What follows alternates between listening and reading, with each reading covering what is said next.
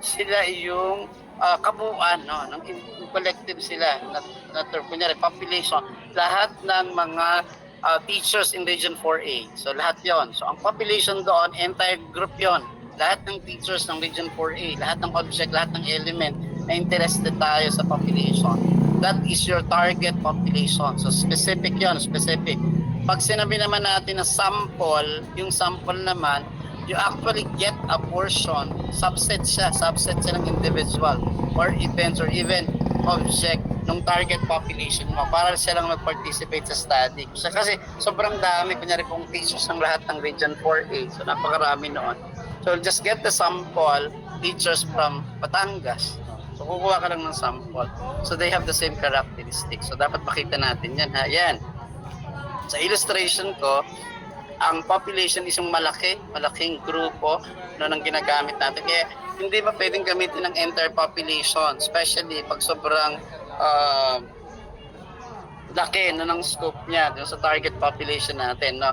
Dapat makakuha lang tayo ng accessible population. No? Ito yung mga group ng individual na actually may access tayo sa mga researcher na pwede natin silang makuha ng study.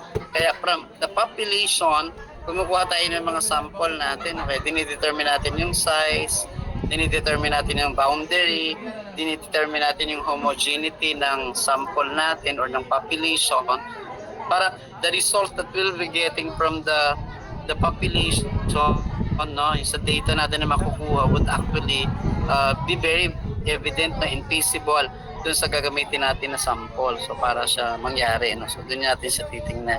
So yep, that's making sense, no? Ayan, population versus na sample naman, survey that includes every member of the population is called the census. Yung kinuha mo na portion sa population is called the sample survey. So doon tayo kumukuha ng pinag-aaralan. Okay? So ito mga basic terms lang na dapat natin makita. Kaya pag nagpa-panel tayo, nagde-depends kayo ng thesis, you actually get, these are the sample no respondents coming from the big population. So tinitingnan natin siya ganyan. No, yan. So yung mga representative samples, makikita natin siya.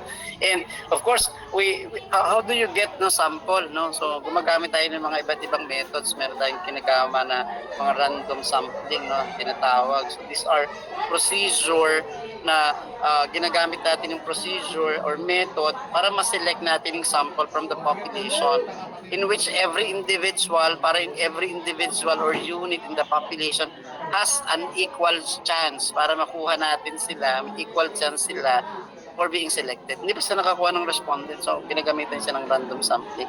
Pwedeng gamitan ng simple random technique, no? Yung SRS na tinatawag natin, pwedeng stratified, no? Sampling. Sa stratified naman, yung population natin, dinidivide siya sa mga subgroup or strata, kaya nga stratified. Tapos, yung random sample natin, siniselect natin dun sa strata kasi medyo malaki siya. Okay? So, kaya minsan pag sobrang dami ng population, so ginagamit natin yung stratified random sampling. May mga subgroup tayo pinukuha dyan. Cluster random, pwede din. Meron din akong sinasuggest ng mga systematic random sampling. Yung para yung ika-end individual or unit sa population na pipiliin natin ay magsisimula sa random point. So doon siya titingnan. So may mga procedures po dyan, may mga statistical tool and formula on how we can get no sample from the certain population. So pag naman kayo nag-start ng dissertation nyo or thesis, tuturuan naman kayo ng statistician nyo on how to do that. Ano po? Kasi dapat valid yung makuha nating result from the study. So, ganun siya. Okay? Next natin, yan. Sabi ko kanina, data set is very crucial. So, tingnan lang natin. Ito, sample ko to. How are we going to identify data set? No? Kunyari, ito yung mga data sets natin. Example natin dito, merong certain smart girls na gumagamit ng video. So, may mga percentage silang gumagamit. Mas patanda, the youngest in the family. Yung mostly agreed or strongly agreed that they like interactive games, 18% disagreed. So hindi siya nag-agree and the rest were not sure.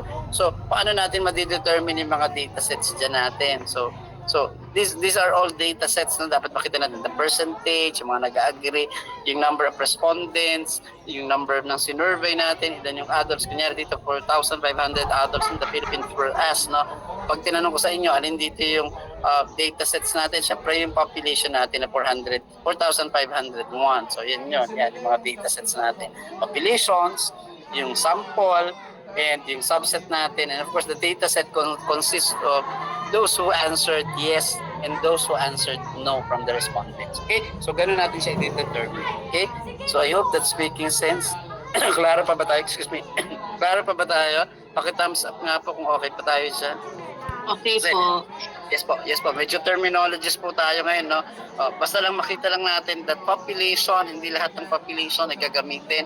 We can actually determine the sample from the population, and from the population, we can get the data set, no, from the actual survey. Ilan yung nag-agree, ilan yung nag-disagree, ilan yung nag-yes, ilan yung nag-no. Kasi pag nagsasurvey tayo, may mga questionnaires na po tayo na inilalabas. Okay, that's good, ha? So para makita po natin yung mga bagay na yan. Okay, another thing that you have to know is the difference between the parameter, kasi lagi nyo itong naririnig sa stat, parameter and statistics. So ano ba yung pinagkaiba ng parameter and statistics? Pag sinabi nating parameter, ito ay numerical value, no, na dinidescribe niyo yung characteristic ng population. Dinidescribe niyo yung characteristic ng population. Average age of all of the people in the Philippines. So that's parameter. So ang ibig sabihin, ito yung characteristic ng buong population, population mean or standard deviation. Kaya nga nakukuha natin yung population mean dyan, population proportions, and etc. Okay, so dyan natin makikita. Imagine mo, average. So mean ng lahat ng age of the people in the Philippines, napakalaki niyan. Bakit mahalaga ang parameters? Kasi sa parameter, we can now describe the population. So para ma-describe natin, ano ba yung concise way para ma-describe natin yung population? And parameter can also be used in making inferences, no, para magamit natin yung inferences para pag kumuha tayo ng sample data, we can actually make inferences, no, yung population. Ito yung pwede kong mangyari. So lumalabas na yung hypothesis, no, nakakaroon ka na ng mga hypothesis testing. Kunyari, ay itong mga group of males who ages like this, no, ay mas mabilis silang mag-adapt, no, sa situations, no. So may mga ganun ka, nakakapag-create ka na ng parameters, no, ng hypothesis or inference, no, coming from the parameter. So makikita natin kung magkakaroon ka ng intention, paano ba siya gagawin? Ito daw grupo ng mga bataang ito ay pwede, no, mas mabilis silang mag-aral pag ganito yung ginagamit natin. Kasi ang hypothesis talaga madiderive base sa wide range characteristic ng population. So mag-sample tayo ng null hypothesis.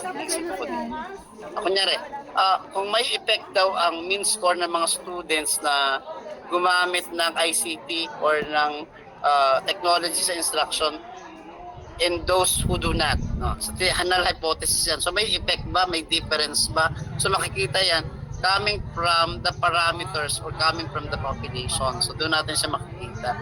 So pag tinignan natin, kunyari may comparison tayo ng mean, yung bang grupo ng mga estudyante na gumamit ng technology or ICT or games sa instruction versus doon sa hindi, anong pwede mangyari? So you can compare, no? Pag ganyan, pag nagko-compare ka ng dalawang means or dalawang group, so ginagamitan usually natin sila ng parametric statistics, so yung mga t-test na malabas dyan. Okay? So titingnan natin yung mga bagay na yan. So ito yung mga ibang konsepto na dapat natin makita that sometimes, no, when we try to make decisions, talagang better naka-base siya talaga sa data para ang decisions natin ay valid, no, valid and reliable. And of course, beneficial to the user. So ganun kaganda yung statistics natin. Okay? Next natin, ito yung sinabi ko kanina, descriptive stat, yung kinarton ko lang, table, charts, averages, yung isa naman, inferential sa population coming from the sample data. Parang recap lang pa. Sample pa natin. A teacher arranges the score obtained by his students, no, in a graph, so descriptive siya. Ang inferential naman, researcher may wish to find out whether exposure to pollution may reduce lifespan. So meron kang kuha na population, may sample ka, gagamitan mo siya ng dataset analysis. So inferential siya. Okay, hope that's making sense, no? Yeah, tingnan naman natin to. Mag-sample pa ulit tayo. Decide which part of the study represent descriptive branch of statistics and what conclusions might be drawn from study using the inferential statistics. So alin daw dito yung descriptive part ng statistics, ito yung data. A large sample sample of men aged 48 years was studied for 18 years. For unmarried men, approximately 70% were alive at 65. For married men, 90% were alive at 60. So these are our data. So pag tiningnan mo ang descriptive statistics dito, yung yung mga unmarried men 70%, age of 60, for married men 90% alive. Ang possible inference from the inferential statistics ang madudraw natin Alis na tayo? Ay, nakukuntukan pa sila? Hindi, hilahin mo na. Mag-klase din ako. Ha? descriptive statistics. Kaya mas mahaba pala ang buhay ng mga married men, sabi dito sa datasets natin. So, we don't know yet, no? Dapat pakita pa rin natin in terms of making decision coming from the data na makukuha natin from the discount. So doon natin siya titingnan. So, ganun po siya kahusay, no? Pag tinignan ng statistics, from the datasets, from the descriptive statistics, we can actually design inferences, inferential statistics that would eventually lead to the activations of the hypothesis and then eventually finding solutions for the hypothesis or some sort of recommendation. Yan. Types of data according to score. Ito yung sinasabi ko kanina, to sources ng mga data natin. Ang mga primary data natin sa statistics ay pwedeng maraming pagkuhanan. Primary data sources natin, pwede siyang makuha sabi dito sa sample ko, diary, no? Pero ang mga primary sources ng data natin, primary data sources, ito actually mga data na mga information to na nakukuha talaga natin sa respondents, no? So usually, pag primary data, ang sources niyan, usually ginagawa natin kahit sa school, kahit sa dissertation, we get that from survey. You can use self-administrative questions, self-administered questionnaire, or even interview na pwede natin gamitan ng mga yung mga interview guides, so pwede yan. Para ang primary data makukuha mo dun sa sample na kinuha mo sa population ng mga individual. Okay? So first hand yan ano pa yung sources ng primary data? You can also get primary data from experiment. Pag gusto mo controlled study or comparative study, pwede kang gumamit ng mga experimental data, yung mga control studies mo para makita mo yung mga test, para matest mo yung hypothesis, parang yung mga cause and effect relationship. So, pwede yung kuhanan mga experiment natin. Iba pang sources ng primary data, pwedeng observation, Sa observation, pwede rin siya. Ito systematic observation of behavior, yung mga event, phenomenon, yung mga pangyayari sa araw-araw. These are observation which can actually be a source of primary data. So doon natin sa tinitingnan. Saan pa ba tayo kumukuha ng primary data? Interview, pwede din tayo mag-interview. Ano ba yung ginagawa niya? Yung mga focus group discussions, Yung mga focus group discussions naman, actually kumuha tayo dito ng mga qualitative data, based sa attitude, opinions, and behavior ng respondent natin. Ang isa pa na ginukuhanan ko ng primary data when I do research, yung mga case study, in-depth study ng mga single cases or number of cases. So pwede rin kayo kumuha dyan sa mga case study natin. Ang primary data, kasi coming from the sources to actually, mataas yung high validity. Mataas yung validity ng data niya. So first hand kasi yung data na nakukuha natin. So kung first hand siya, valid yung information or data na magagamit natin. Okay? So isa yun sa advantage na. Ang isa pa, sa tingin ko, ang primary data ay flexible. Kasi bakit flexible siya? Para ma-meet niya yung specific need or naka-tailored fit siya doon sa gusto nating makita, Makita natin na data na pwede nating pagkuha ng investigations, So ganun siya katindi. So that's very flexible, Pwede siya. Actually, ang mga primary data, ang isa pa diyan, you control data collection. Ikaw din yung nakaka-control ng data collection.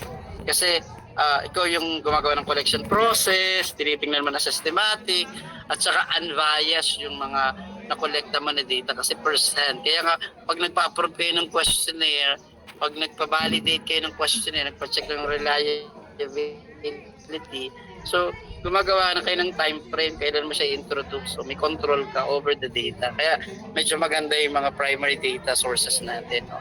Tsaka yung paggamit ng primary data. Pero sometimes, no, gumagamit tayo ng mga secondary data. Ito yung pangalawang data source natin.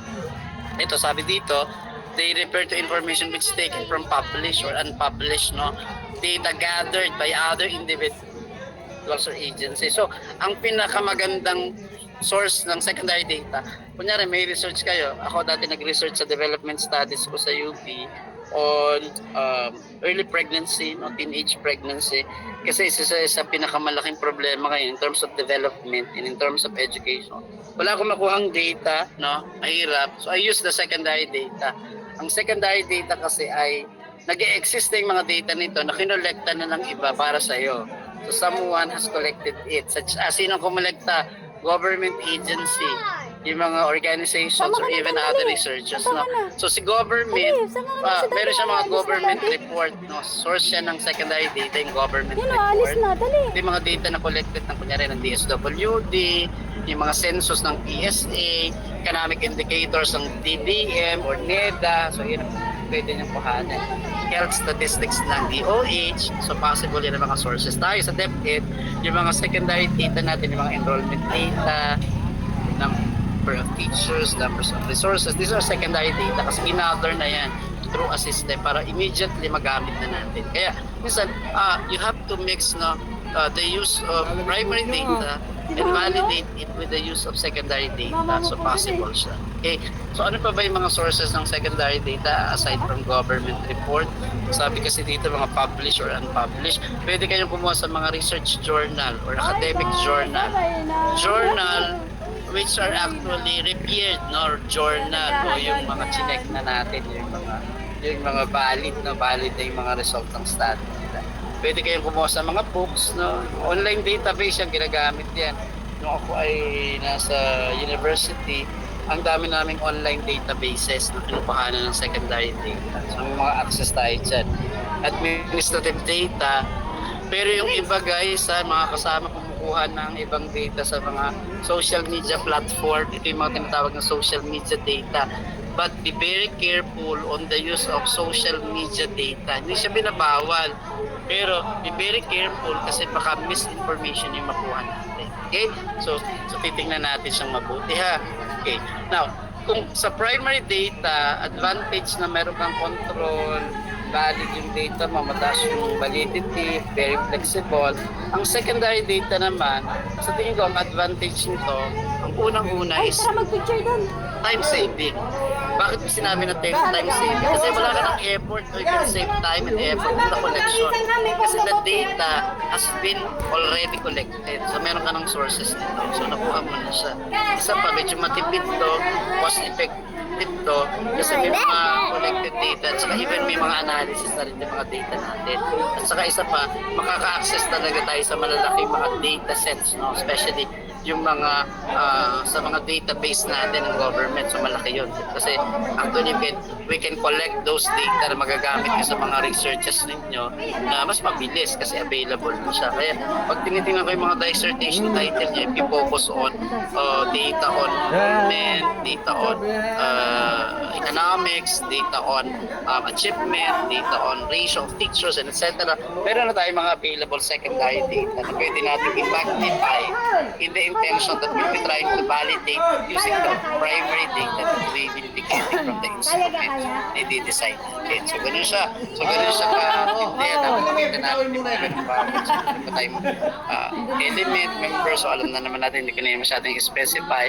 Yung mga variables natin, yung constant natin. So variable or characteristic under the study. So mag-design ko ng different values. So bago yung kanya value. So yung constant naman, fixed naman niya. Okay. Meron tayong value for variables, observation, etc. So tingnan natin itong table na to. Okay. So para mas maintindihan natin yung elements, member, yung variable, saka yung observation or measurement. Yung data, total revenue cost ng 2010 ng 6 companies. So nandito yung variable. Ano yung variable natin? Total revenue. Ano yung elements? So tingnan mga members natin. observation, ito yung measure, ito yung data. Kunyari si ExxonMobil, meron siya revenue na $1 billion to $354,674 million. So from the table, we can actually see what's the implications of variables to element observations. Pinag-aaral. Yeah. Kaya nga sabi ko kanina, pag nagpapanel ako ng mga dissertation, even when we check in the division office ng mga innovation, ano ba yung variable na gusto mo makita? Ano ba yung variable na gusto mo i-test? So afterwards, we will be checking what specific element we can use to, and specific measure that we can get from the element, from the variables. Ganun siya significant yung mga relasyon nila sa isang bagay. Okay, meron tayong mga tinatawag ito. Punta natin yung mga variables kasi mahalaga ito. Meron tayong mga tinatawag na mga quantitative variables. No? Pag sinabi natin quantitative variables, pasok dito yung mga discrete variables. No? Pag mga discrete variables yan, in terms of quantitative variables, makita natin na we can actually, parang mayroon siyang categorical load. So yung mga numerical variables na parang sa iyo, pag sinabi kong quantitative, ito yung mga nominal variables. Kunyari, sa mga dissertation nyo, nakakakita kayo ng rank, di ba? Minsan, rank. Kunyari, educational level. Di ba meron kayong ganyan, parang number of trainings attended, income level, yung mga satisfaction rating, di ba? So, yan yung mga quantitative variables natin. Pumapasok din dyan yung mga iba pang mga quantitative variables natin, yung mga gender, yung mga demographic profile, brand name, educational level, satisfaction rating. So, nakukulik natin yung gamit din yung mga instrument natin, dapat natin makita. No? So, pag naman categorical, ang mga sample ng categorical variables naman sa research, tinitingnan ko yung mga research natin. Pag tumitingin ako, nakikita ko that mostly ang categorical variables natin, distinct categories din siya, no? At pag sinabi kasing categorical variables, nominal din siya, pero may distinct category or label rather than the numerical value. So pumapasok yung ordinal variables dito. Kunyari, sa gender, pasok din siya gender. Pero pag tinignan mo siya, it's either specific na nakikita natin, no? Yung analysis, kunyari ay ano yung male and female, diba? So nakikita natin yung ganun mga bagay. Pag tingnan natin isang type ng variables dito. Kasi napaka-importante nito sa research natin. Pag kasi yung mga nominal, tinitingnan ko parati. Kunyari, meron akong distinctive, no?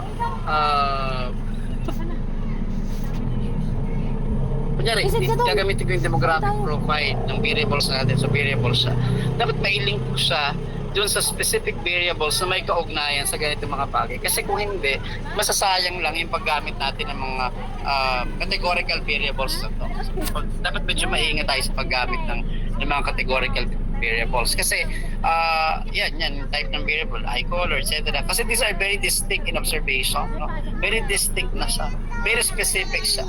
Pero pag numerical measure, ito yung may mga counts na temperature, weight, letter, age, etc. Pag ginagamit natin to, dapat makita natin that quantitative data, yung quantitative data kasi, kasi ako kasi ay well-versed sa mga mixed method, no? Kasi pag statistics talaga ito ay forte ko talaga itong paggagawa ng mga statistical design.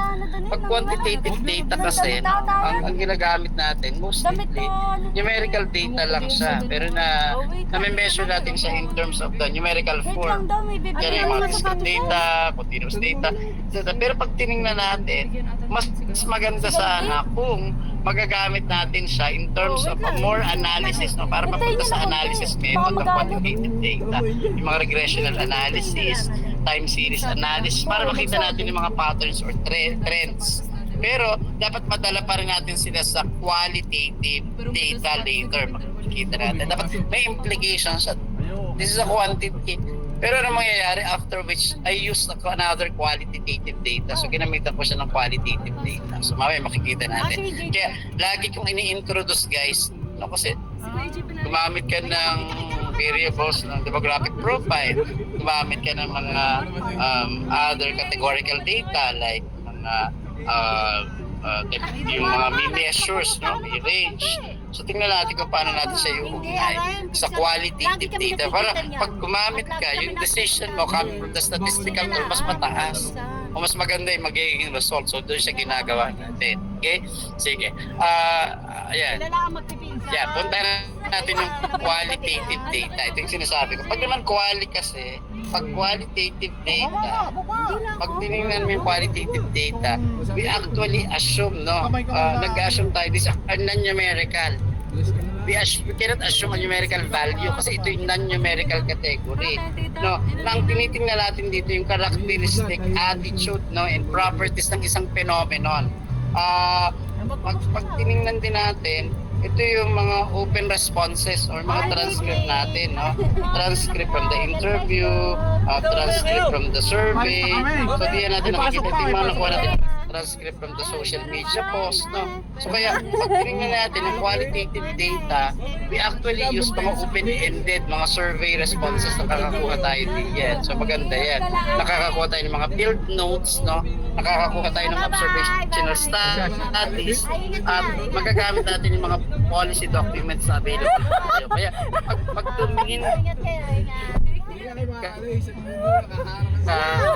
ginagampanan talaga ng single case or individual as part of the collective data mechanism para makagamit tayo ng mga interview and observation para we can lead it to a phenomenological study, no? Para yung interview, yung content analysis na malabas dyan. So, mababalidate natin yung numerical data na nakita natin kanina from the evidence ng quantitative data papasok sa qualitative data. Kaya pag actually gagawa tayo ng mga research and dissertation, pinapapunta natin sila doon sa mas malalim yung mga mixed method type na ginagawa. Pero it requires a lot of time. Pero pag tinignan mo, mas valid yung lalabas. Ganun siya ginagamit. Qualitative, quantitative data. Remember, tatandaan natin, you can count discrete data in yung quantitative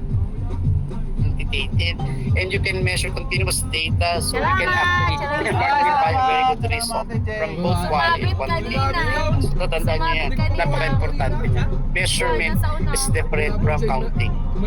Okay? So malaki ang pinagkaiba nila. Yan, yung mga samples natin ng variables. This is actually the summary, no? Nakita na natin yan. I want to go to this study, no? Ito maraming nag-aaral dito sa PISA. Actually, ang daming analysis na lumalabas, especially in terms that we are not a member of the OECD countries. So, pag tinignan mo yung study sa PISA result, masyadong mababa. Ang result sa Pilipinas, second to the last tayo, no? Kasi sa program for international student assessment, ang trend nito, i-check dito kasi 15-year-old to ng mga estudyante sa reading, math, and science. No? May global participation. Parang 80 yata, 80 countries na nagpa-participate dito. At i-check dito yung reading literacy, no? Reading literacy.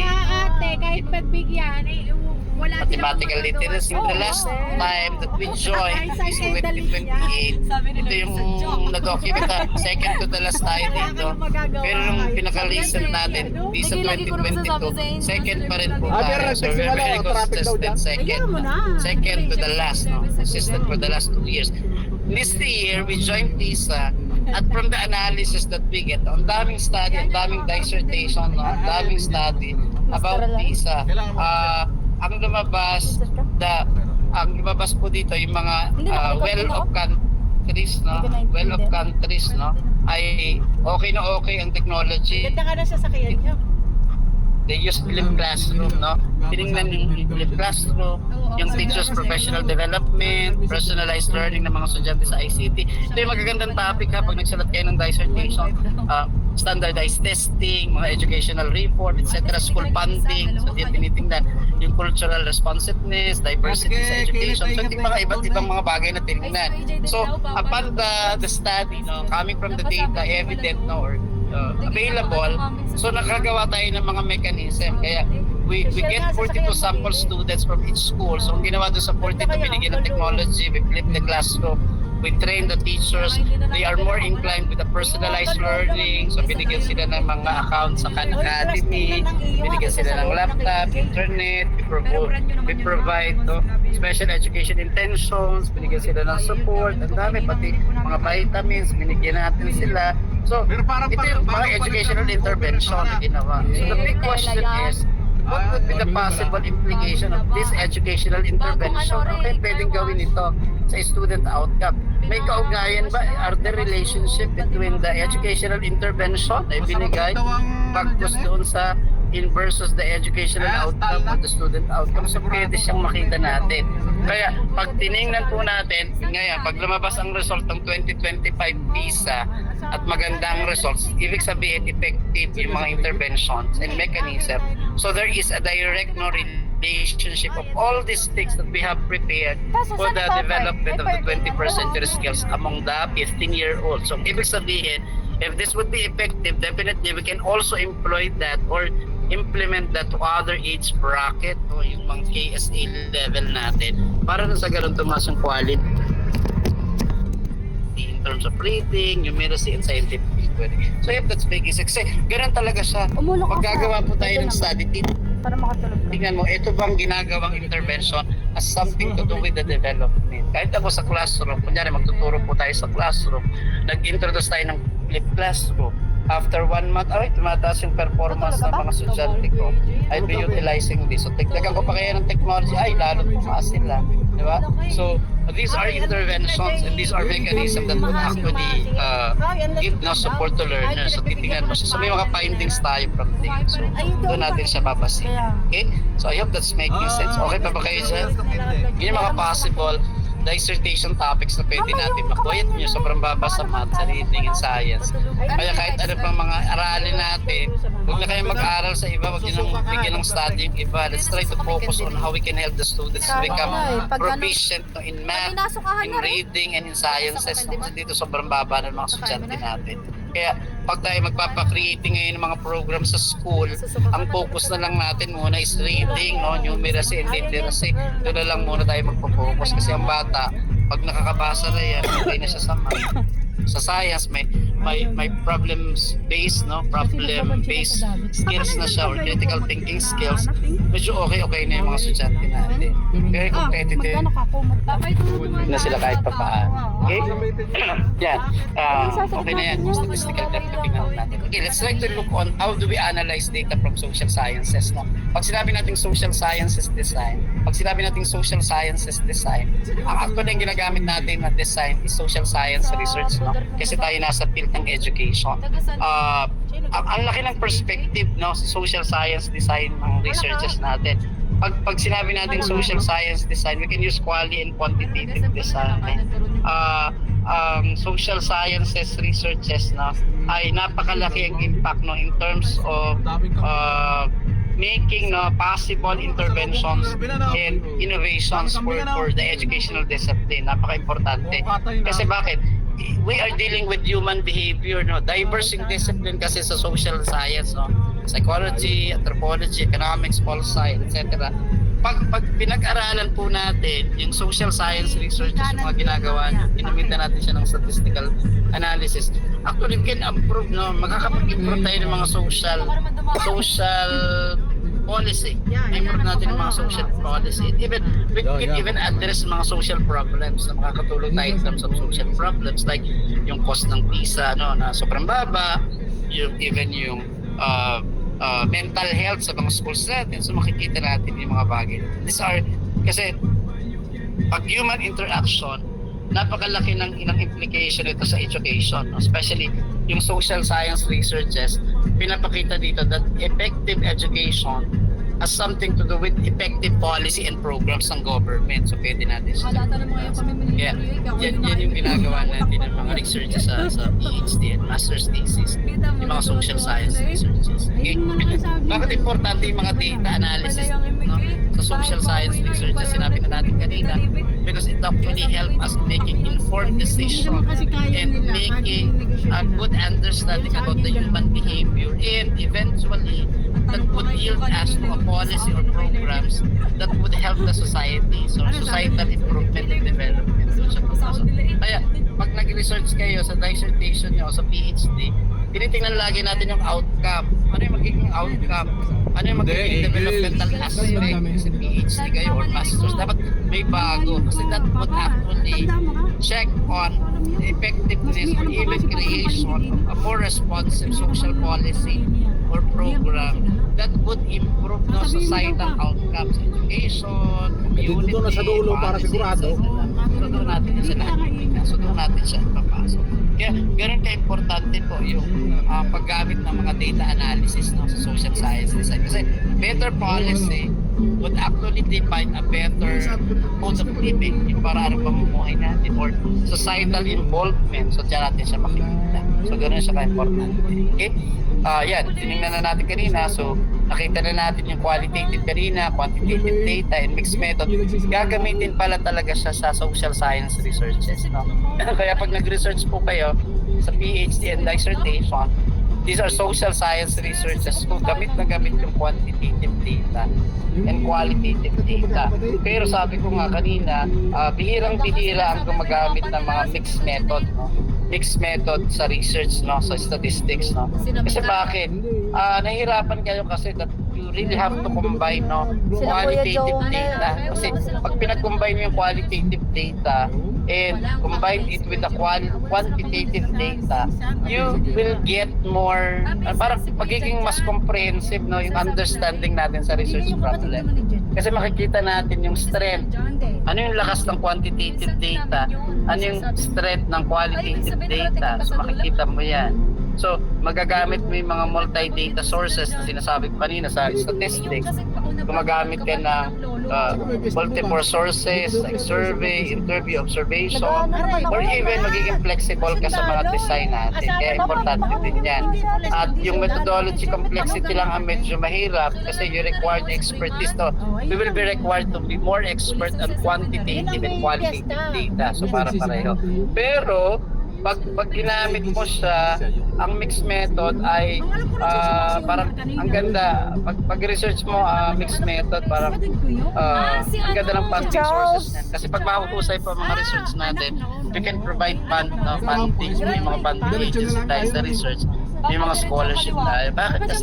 Kasi more resource, pag resource initiative ng mixed method, mas maganda yung makukuha natin na result. So, ibig sabihin, nakaka-attract siya sa funding. No? So, resource incentive meron siya because of the complexity of the methodology.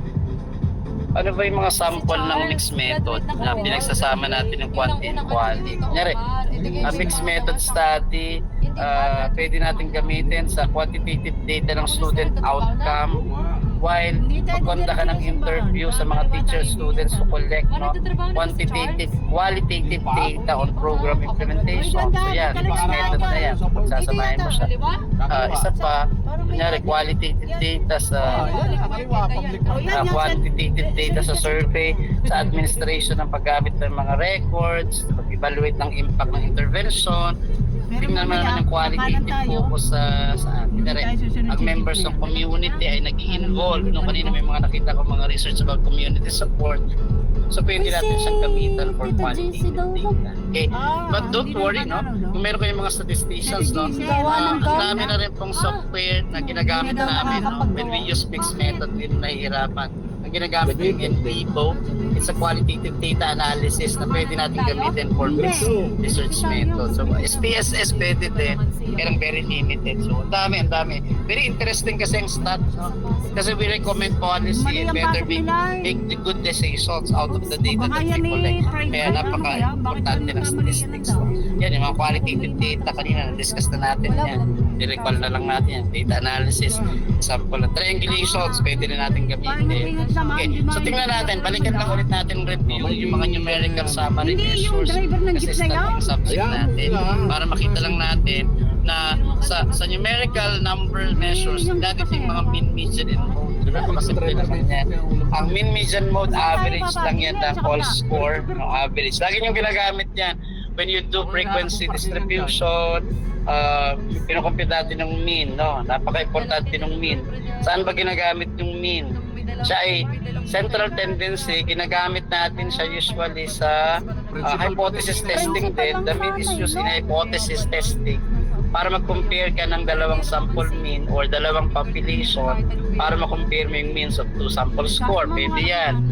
Ginagamit mo rin siya sa confidential interval. Ayan, so ang daming pwedeng paggamitan yan. So ginagamit natin yan. Ang median naman, measure din siya ng central tendency. Siya yung middlemost score natin.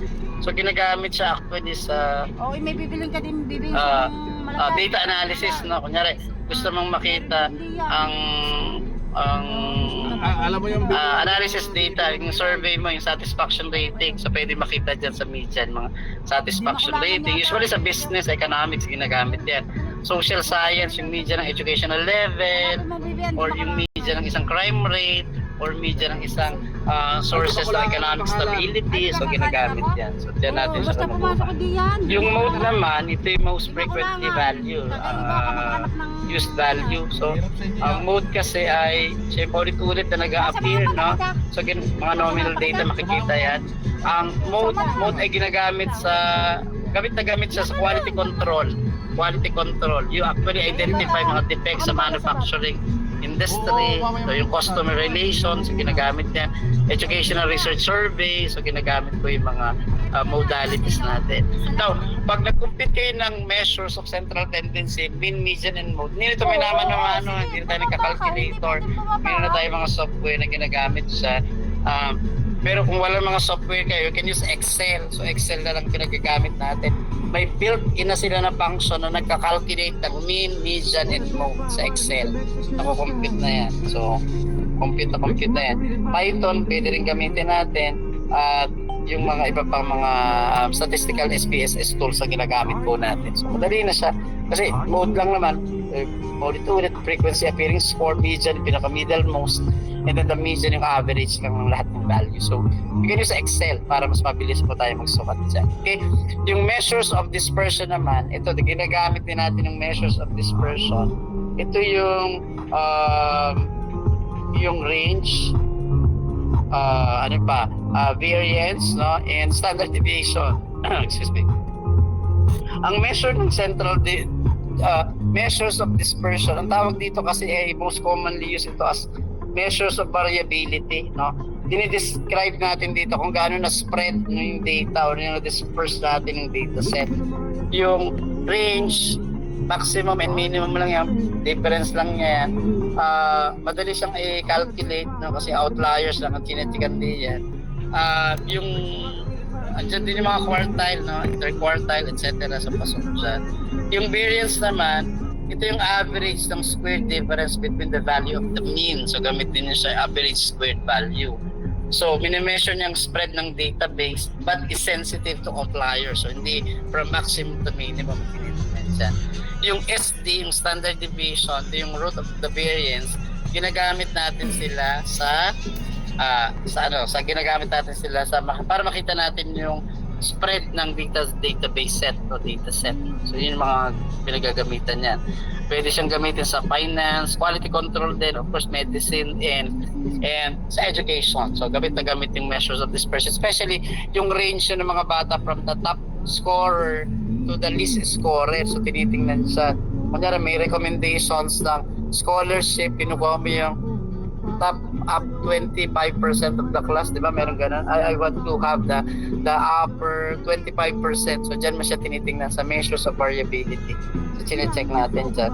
So paano ko na-compute yan? Hindi ko na kayo pagkukomputein kasi sa stat ko compute talaga. Pero Excel will also help us to compute the measures of dispersion or variability. Sa Excel, meron na tayong mga dyan, formula built-in pag standard deviation, computin mo lang, type mo lang STDEV yata yung standard deviation, parang yung formula. Invariance yung VAR. So, pag kinilik mo yung data, lalabas na po siya doon. So, hindi na siya mahirap. Range naman, ganun din. Click mo lahat ng mga numbers mo, yung mga data mo, i-check mo, then i-clear the range. You can have the measures for dispersions, no? So, check mo na rin siya. Ganun siya kabilis. And, meron din mga Python and mga SPSS. We can also use that for the measurement of dispersion. Okay. Yan, mga percentile, quartile. So, pasok na box plant.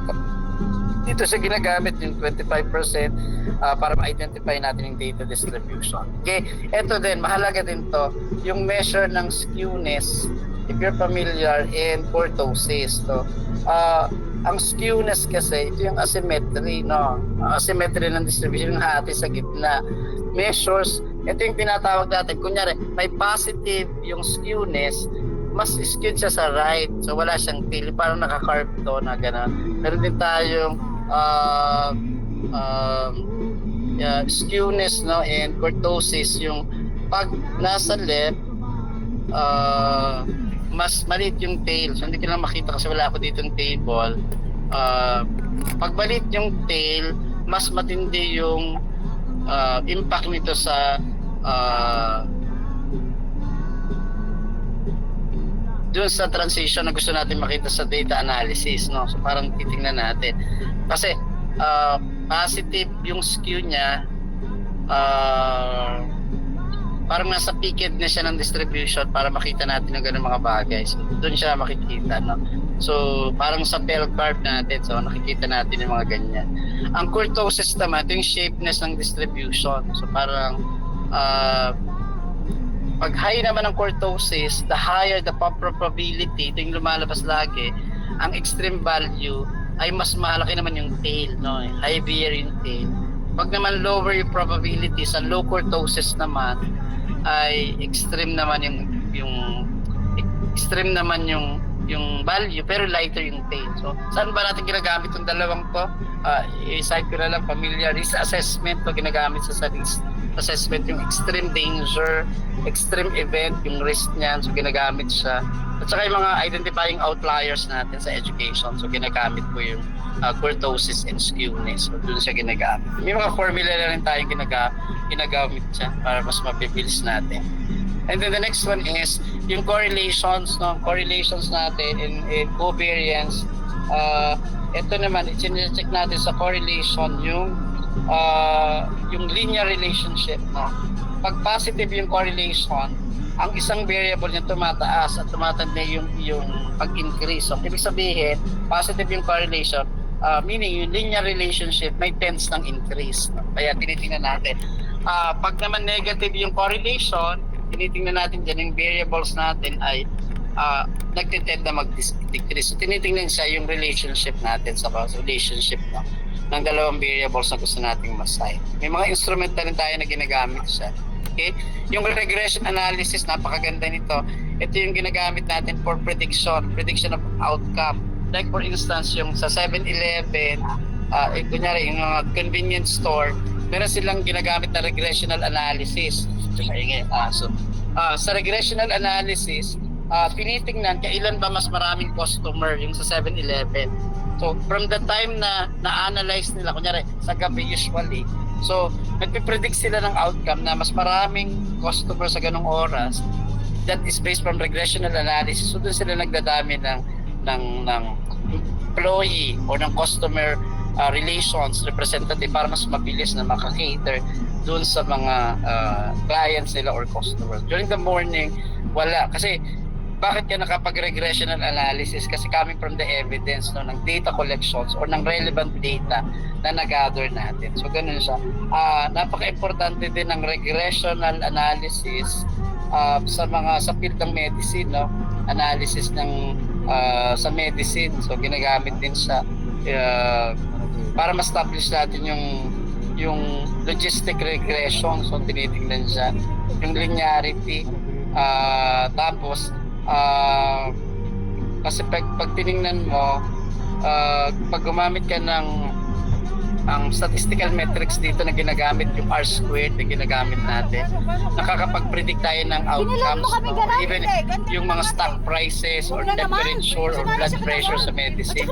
Stock prices, ay, parang gusto kong mag-sale ngayong buwan na to. So, coming yan sa regressional analysis. Kaya ginagamit yan ng mga department store natin. Nagpipredict din siya ng binary outcomes, no? Yung credit risk sa medicine, yung diagnosis sa risk, disease, no?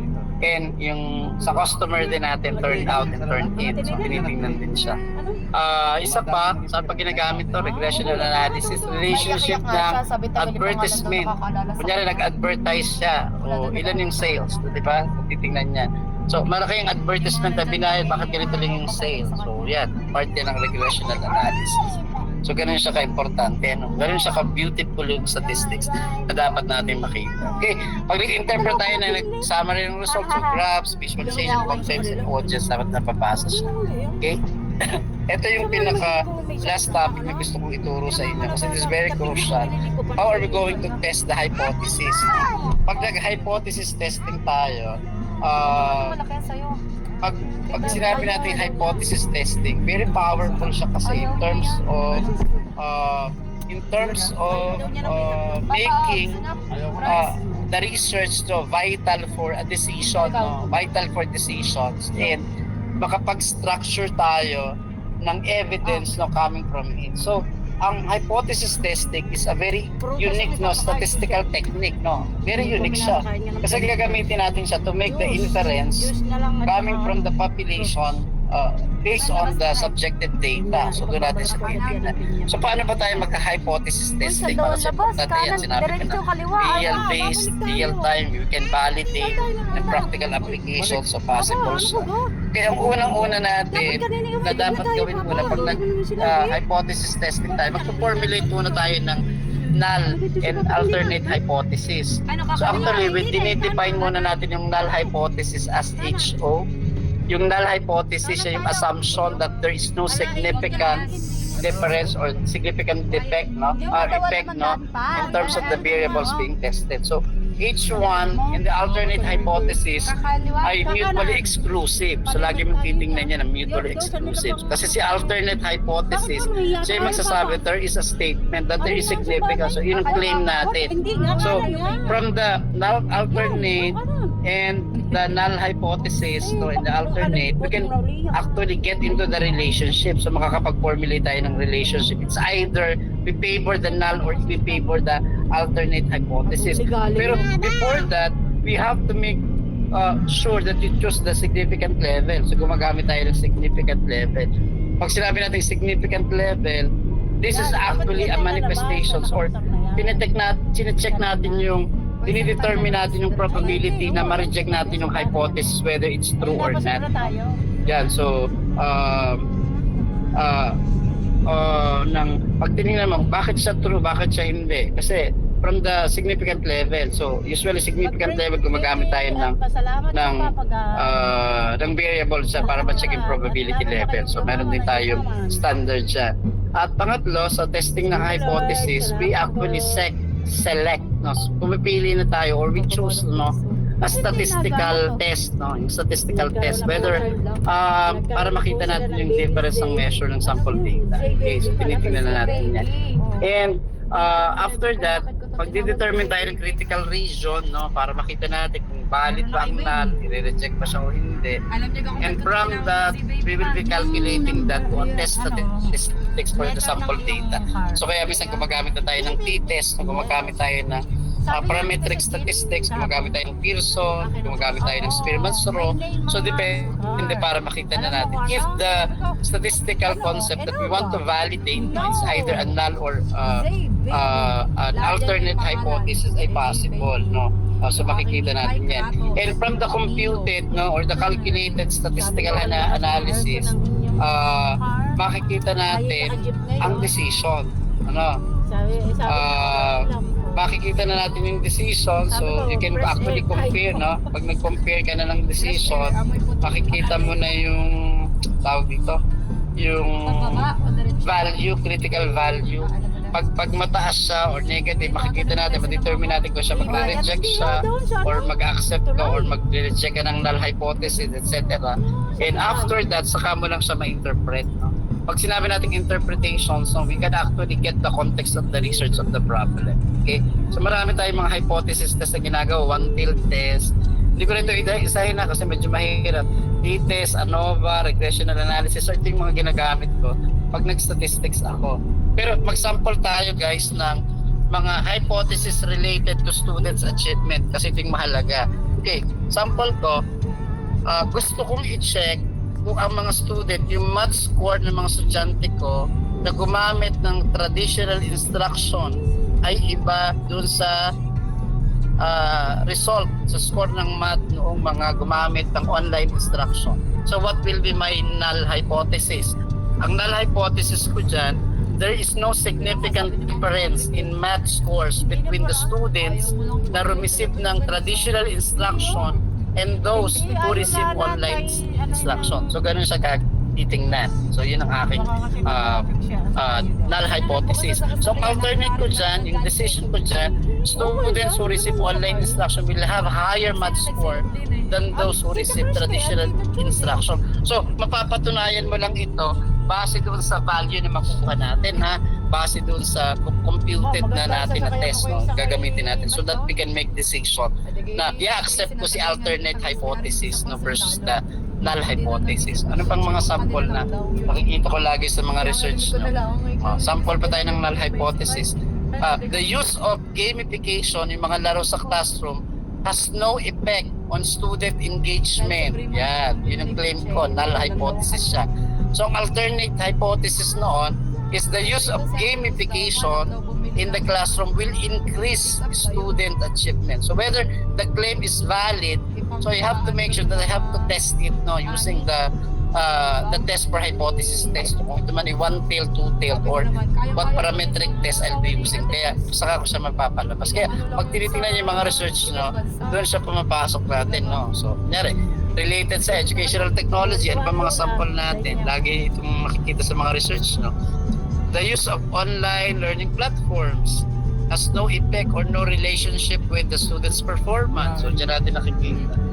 The use of educational games, no, yung video, the use of problem-based learning has no effect. So, para makita natin ang better decision. Kung mapapatunayan to, then we can decide, no, what particular hypothesis ang i-accept natin para yung bibigyan natin ngayon sa tulo ng interpretation para ma-magnify natin yung intention na pwede natin gamitin. Kaya pag tinignan mo, lahat po ng statistical tools na gagamitin natin ay magsasabi that the result is valid, no, in the data obtained will be valid for a very good transformation in the field of education. Para meron tayong improvement kasi development po yung target natin. Para kaya tayo nagagawa ng ganitong mga researches. Diba? Yan, yung mga one sample ANOVA, sinabi ko na kanina yan, significant test. So ito yung step by step, ha. Darito pala, lalagay ko pala sa slide. State hypothesis, yung sinabi ko kanina, alternate or null, if there is no significant differences or whatsoever, so tingnan natin yan. Tapos, choose the test statistics, so pipili ka ng statistical tool na gagamitin, no? And calculate the test statistics and of course determine the p-value and make decisions. So yung pinakalas natin, you make decisions out of the hypothesis. Kaya pag tinatanong kayo, pag nagre-research kayo, what's the possible conclusion? So anong conclusion natin?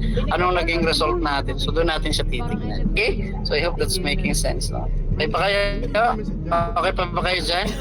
Okay pa tayo dyan? Kasi medyo technical ang statistics po. Medyo highly technical ang statistics. Kasi pag online lecture lang na ganito, hindi tayo nag-hands-on, medyo hindi natin magigit. Kaya ang ginagawa ko na lang is I just give samples, no?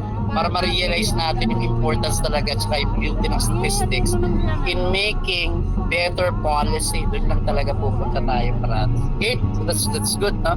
Yan nga, ginagamit natin sa pag-check lagi ng hypothesis yung iba't ibang parametric tools or non-parametric statistics, no, para makita natin what's the possible result, no, na pwede nating ma-magnify in terms of policy and in terms of recommendations. Okay? Sige po. Ano pa? Ito, mag-sample tayo. Sample, testing the mean of population. Research question, is the mean weight of certain type of produce significantly different manufacturer's claim. So yung weight daw, something to do with it. So one sample test po yan and p-value. So pwede natin gamitan to check the testing ng hypothesis natin. So yan, so tingnan natin siya. Next natin is, ano pa ba? Meron pa ba dito sample? Yan, sample 2. Research question ko, is there a significant relationship, is a significant difference in the mean score of two different teaching methods? So dalawang teaching method daw. Ang hypothesis ko, testing ko, use of 2 sample tests to compare the means of 2 independent group, kasi dalawang grupo ang gagamitin natin dito. So 2 sample tests. Sa conclusion natin, if the p-value is less than the significant level, the null hypothesis can be rejected, indicating a significant difference in the mean test scores between the 2 teaching samples. So, kaya natin mapapalabas yan is because we will be trying to identify the p-value better on the decision. Kasi pag nag-hypothesis testing po tayo, meron tayong mga type 1 error, nire-reject natin yung null hypothesis when it is true. Meron mga type 2 error naman tayo, we fail to reject the null hypothesis when it's false. So may mga ganyan tayong ginagawa. At nagagamitan natin yan ng mga special statistical tool like mga INNOVA, etc. na pwede natin magamit to really show us the better decision. May mga Excel din, may mga Excel built-in function din tayo sa Excel nyo, sa Microsoft Excel, na pwede rin tayong mag-test ng hypothesis. Pati mga individual t-test pwede rin natin magamit sa Excel. So yun talaga yung ginagamit ng iba sa statistics. So possible naman siya. Okay? And then, siguro, ito na lang yung last natin na slide kasi medyo technical po talaga yung stat. Hindi ko maibigay lahat yung mga solutions and formula kasi wala tayong hands-on. Tandaan lang po natin, when we try to do hypothesis testing, ang ginagawa niya kasi talaga, ini-empower niya yung mga researchers kayo para makapunta tayo sa data-driven decision. Pag data-driven decision, that's valid. Ang assumption natin at mga theories natin ay validated at totoong makakatulong talaga siya. Hindi pwede. Kaya, bakit kayo kulang ng teachers? Kasi hindi na-validate yung theories, hindi na-validate yung assumptions. Bakit lavish yung allotment ng teacher? Wala namang kailangan. So, titingnan natin yung mga ganung bagay. Making the decisions valid and applicable to all in just para pantay-pantay. We get that from a better decisions coming from the data. Sa statistics talaga siya manggagaling. Pangalawa, yung versatile application. Ang principle po ng hypothesis testing ay ginagamit sa lahat ng field. Sabi ko nga, medicine, etc. Kahit saan, business, economy, medicine, health, business, manufacturing, lahat po ginagamit sa education, social science, even in law, in legal management, so ginagamit. So dapat makita natin that when we really check on the significant relationship and the significant differences of this data, we can give more evidence and make valid conclusions and recommendations para ma-improve yung system, and that would lead us to innovation. Nakakapag-innovate tayo ng mga bagay-bagay. Okay? And then the last one is ongoing learning. Pag na-master mo yung hypothesis testing, kahit sa loob ng classroom po natin, kahit teacher tayo na nasa loob ng classroom, and we make decisions on the methodology, the strategies that we are using for our learners to learn. Napakalaking bagay po noon. Napakalaki ng impact niya in developing a learner. So, ganun siya kaganda. Kahit yung simpleng bakit ang baba ng score ng estudyante ko, bakit ang taas ng drop out sa classroom ko, bakit ang baba ng nutritional level ng estudyante ko, bakit ang baba ng nakakabasa sa estudyante ko. These are all data sets, These are valid, na dapat nating i-test yung mga hypothesis. Bakit nangyayari ito? Anong kaugnayan nito sa performance ng mga estudyante ko? And that eventually, you can create a valid innovations na sa loob ng klase mo, na mapapatunayan mo na nakakontribute ka doon sa development ng educational landscape na mayroon kayo sa mga school. Ganun siya kaganda. So I hope this afternoon I can share something from the beauty and the use of statistics na dapat nating makita. So ganoon siya ka-importante. Kaya nga, sabi ko nga kanina kay Doc Jeng, I'm very happy at least no to share no para ma-realize ninyo that learning like this no even it's in an online platform ang laki po ng impact nito sa inyong development, and we want you teachers to be developed no, yun ang gusto natin para may say kayo sa loob ng klase niyo, may say kayo kasi ito na patunayan ko quality. I was able to check on this. Pwede ka magsalita na I want to be a policy developer. I can suggest things because I was able to find this no kasi first-hand information meron kayo. At gusto nating matuto kayo at makapunta pa kayo sa mga bagay-bagay na pwede ba niyong gawin. Don't put yourself on the box no. You can do better no. You can do better. You can create a lot of things no and wonder and beauty on yourself no. Kaya niyo pa yung gawin. Basta mag-aral lang kayo and we are here to guide you no para at least ma-realize yung mga bagay na kaya niyo pag-gawin for the career progression. So salamat po sa inyong hapong ito. Kahit family day later, you can have your time with your family, spend it. At mag-iingat po kayo parate kasi ang dahilan po kung bakit kayo nag-aaral at nagtatrabaho ay para sa pamilya nyo. So dapat malakas po tayo at masaya. Okay po? So magandang hapon po sa inyong lahat. I hope you learned something.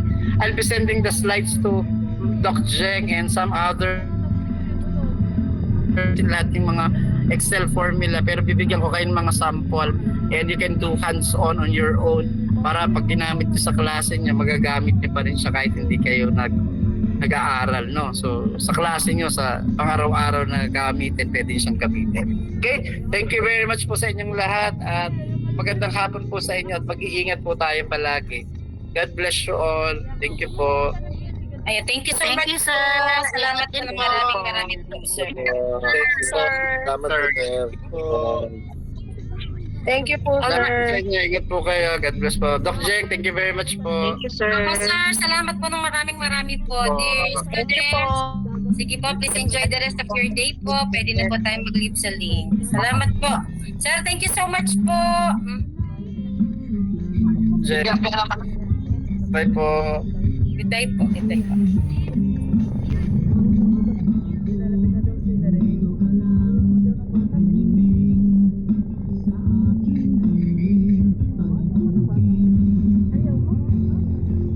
Ari pala pang baltak ko, may nabibili sa Shopee pa ng gabi. At saka yun lang, yung isa yung nasa likuran.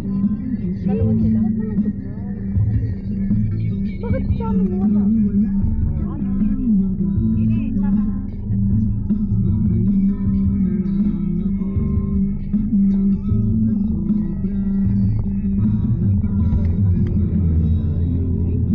Thank you, Daddy. Wawa ka naman eh. Wala ka pang tulog. Tapos ang pinakain mo, may kapara asawa mo. Tapos ang pinakain mo naman ng tuloy niya. Hindi na kaya naman naman tuloy mo. Oo, ata niya, narinig niyo. Sabi ko gusto niya daw yung tuloy ng ulan.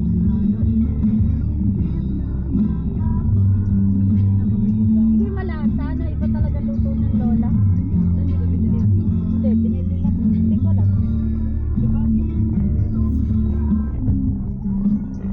Bitin, no? Hindi yung luto ng lola. Oo. Kung yan ay luto ng lola, wala. Sino may sumo kanina? Hindi na ako. Malasa ka sa mga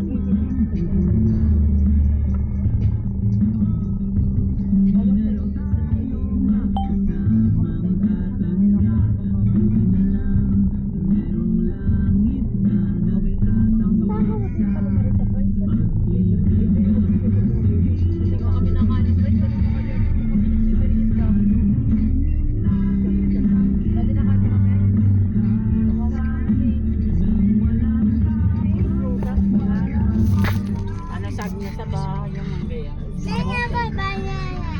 Oo, nabili nga naman si mami ng banana, orange.